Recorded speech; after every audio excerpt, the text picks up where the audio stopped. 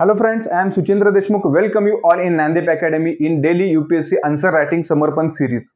Today we are going to discuss a very important question which asked in the UPSC mains examination. The question is about the CORD. Very interesting question. The CORD means Quadrilateral Security Dialogue is transforming itself into a trade bloc from military alliance. In present time, we have to discuss is it in our answer. The question is asked about the 15 marks and we have to write in 250 words. Firstly, we will see the locus of the question. The locus of the question is international organization, and the focus, that is main part of our answer. This is the focus. The focus of our answer is the need for a CORD from geo-economics prism rather than a military bloc. We have to discuss it in our answer. Then we are going towards the introduction.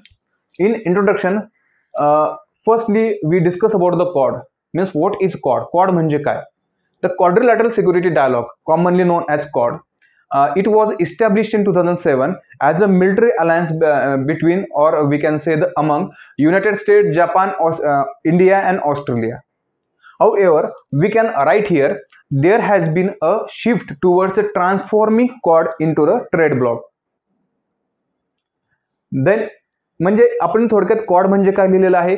CORD मध्ये कुठल्या 4 देशांचा समावेश होतो आणि CORDचा जो shift आहे as a military organisation आणि म्हणून जो CORD फॉर्म झालेला होता तो ट्रेड ब्लॉक मध्ये कसा शिफ्ट होत आहे थोडक्यात आपण इंट्रोडक्शन मध्ये या 4 ते 5 ओळीमध्ये इथे मेन्शन करायचं आहे किंवा आपण केलेलं आहे.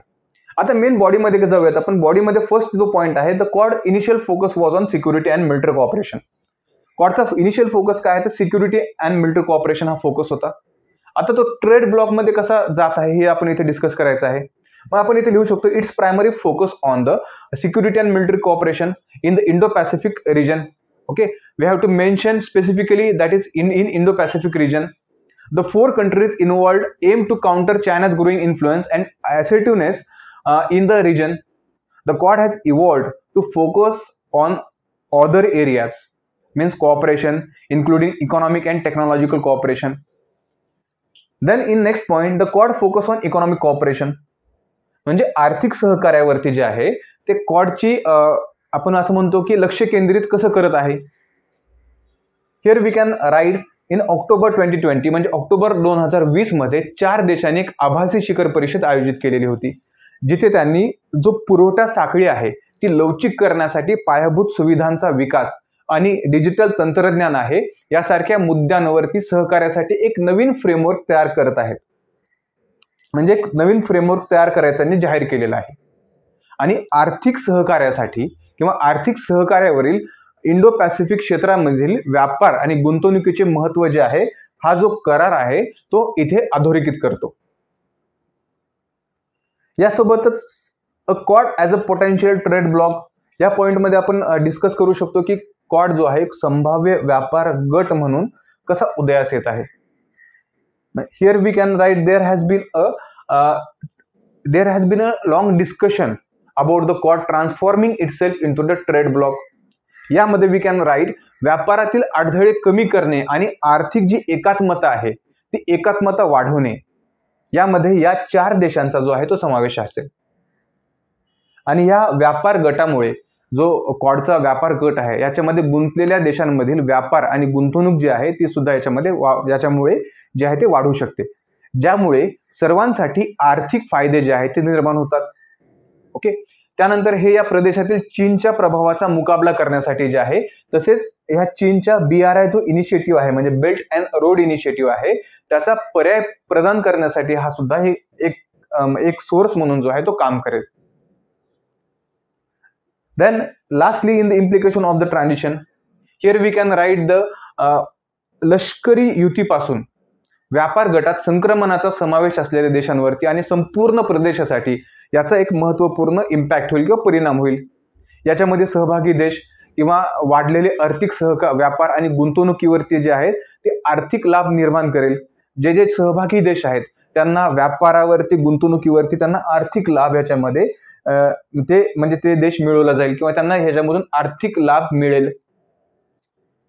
Then also we can write here means it would provide an alternative to China's Belt and Road Initiative, that is BRI. Which has been criticise for its debt trap diplomacy. म्हणजे चायनाचा जो BR आहे त्याचा डेप trap diplomacy आहे, तेव्हा आपण त्याला, किंवा दुसरं एक नाव आहे त्याला चेकबुक डिप्लोमसी असं म्हणतो आपण. या चेकबुक डिप्लोमसीसाठी हा जो आहे तर डेप ट्रॅप आहे, याच्यासाठी सुद्धा जो क्वाडचा ग्रुप आहे याचा जो ट्रेड ब्लॉकमध्ये रूपांतर होत आहे, हे सुद्धा इथे खूप मोठं इम्पॅक्ट करेल. ओके, अशा पद्धतीने आपण आपल्या बॉडीमध्ये जे आहे ते आपण इथे मेन्शन करू शकतो हे पॉइंट. देन लास्टली आपलं कन्क्लुजन मध्ये आन्सर कन्क्लूड करताना आपण इथे लिहू शकतो की Quad shift from the military alliance towards the trade bloc is a significant development. It reflects the growing importance of economic cooperation and the need to promote free and fair trade among the Quad countries. While military cooperation remains essential, the emphasis on trade and economic issue indicates a recognition of the changing dynamics in the international arena. Okay, military cooperation महत्त्वाचं आहेच, त्यासोबतच economic सहकार्यासाठी, आर्थिक सहकार्यासाठी हा trade सुद्धा या देशामधील अत्यंत महत्त्वाचा आहे. अशा पद्धतीने लिहून आपण आपलं कन्क्लुजन आहे we can end our answer. Okay, अशा पद्धतीने आन्सर लिहायचं. तर मला वाटलं आपण संपूर्ण जे पॉईंट आहेत, क्वाडचा जो ट्रान्सफॉर्मेशन कसं होत आहे मिलिटरी ऑर्गनायझेशन पासून या ट्रेड ब्लॉकमध्ये, आणि याचा जो इम्पॅक्ट चायनावरती किंवा इतर देशावरती पॉझिटिव्ह इम्पॅक्ट होत आहे, चायनाची जी BRI पॉलिसी आहे किंवा चायनाची डेप ट्रॅप डिप्लोमसी आहे याच्यावरती सुद्धा हा मोठा इम्पॅक्ट करेल. अशा पद्धतीने जे आहे आपण आपला आन्सर इथे कन्क्लूड केलेला आहे. आपण भेटूयात आपल्या नेक्स्ट आन्सर रायटिंग समर्पण सिरीजमध्ये. आज आपण इथेच थांबूयात. धन्यवाद.